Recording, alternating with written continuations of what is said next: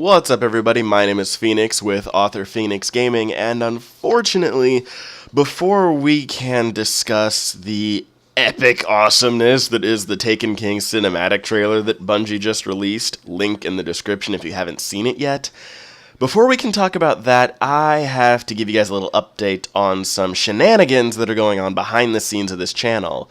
Namely, my capture card, the Elgato HD60 that I use to record all the gameplay footage I use in my videos, it has completely shit the bed. And by that, I mean I can no longer record gameplay with it because every clip that I record gets corrupted somehow. Not only is there rampant artifacting in the video, there are also like big chunks of footage that'll be like just missing for no good reason.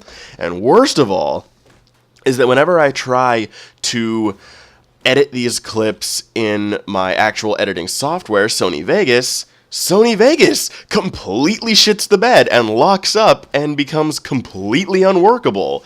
And so yeah, I've sent an email to Elgato support trying to figure out how to fix this, or worst case scenario, how to get this capture card replaced, assuming they'll even send me a replacement. God forbid that I have to buy a new one, because that's gonna suck for a variety of reasons. But anyway, thankfully, the Xbox One still has its onboard game DVR that I can use to record clips and use those clips in videos. So the channel will continue, video production will continue mostly as normal. I'm just not going to be able to put out as many videos a day because the process I have to go through to get those clips off my Xbox and onto my computer is a hugely time-consuming pain in the ass.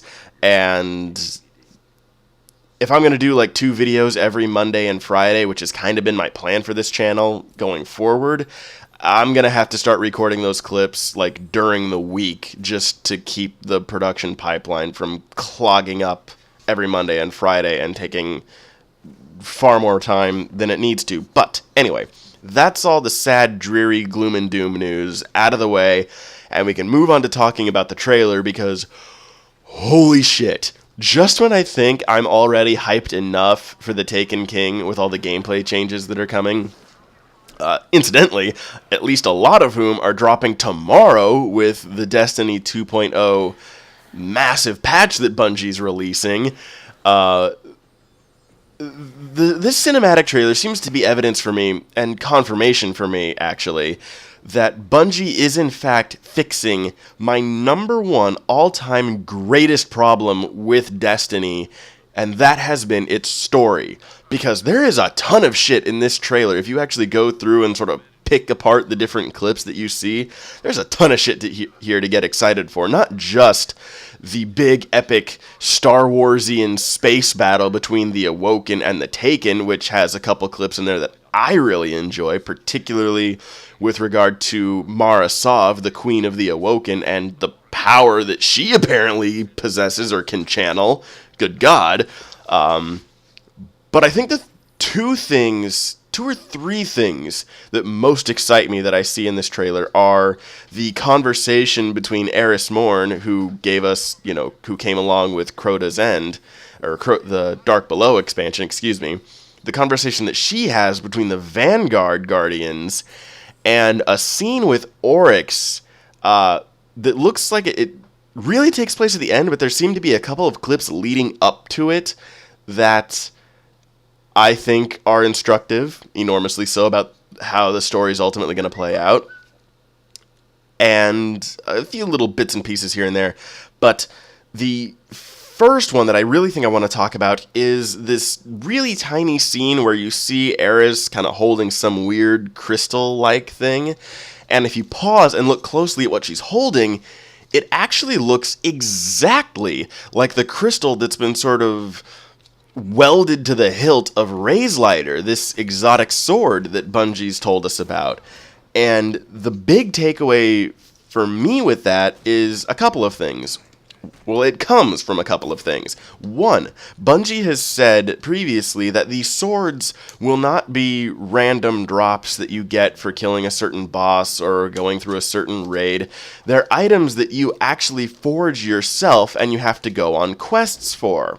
Now, going on quests for these things is the key bit of takeaway from this that relates to the clip in the trailer, because if we have to go on quests to forge these swords, and we see Eris Morn in a pre-rendered cinematic holding what seems to be a key element of these swords, then for me, from my perspective, that is tacit confirmation that these cinematics, these epic pre-rendered cinematics, aren't just going to be bookends for the story. Like, we're going to get one in the beginning that sets it up with the Queen and the Awoken in the fleet battle, and then one at the end that sort of sets the stage for the end game.